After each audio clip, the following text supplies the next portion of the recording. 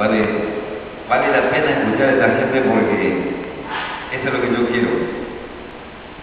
A mi gente de Pueblo de Ituzaingó, por eso los invité y por eso quiero que compartan y por eso le invité a mi amigo porque quiero que conozcan lo que es el Antonio por dentro, que es lo que conocí yo.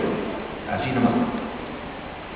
Simple, humilde, pero que hace cosas grandes. No puedo decir yo porque lo estoy viviendo. Y porque hoy estamos haciendo otras cosas. Yo siempre digo, meterse con el guaraní es meterse con la vida. Y hoy precisamente estamos haciendo eso, meternos con la vida.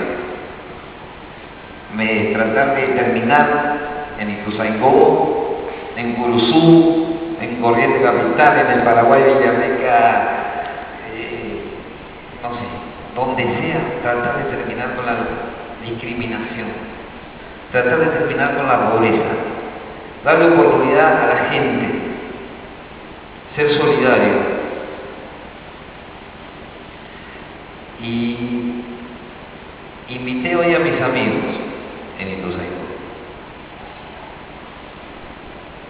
Invité a mis amigos, eso es lo que estoy contando ahora, porque también invité gente que yo quería resaltar, invité gente,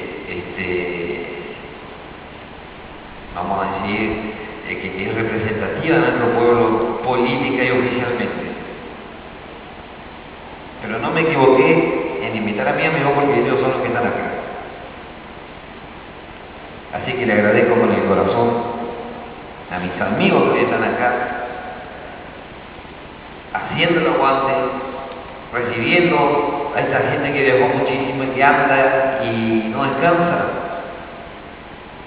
por defender una forma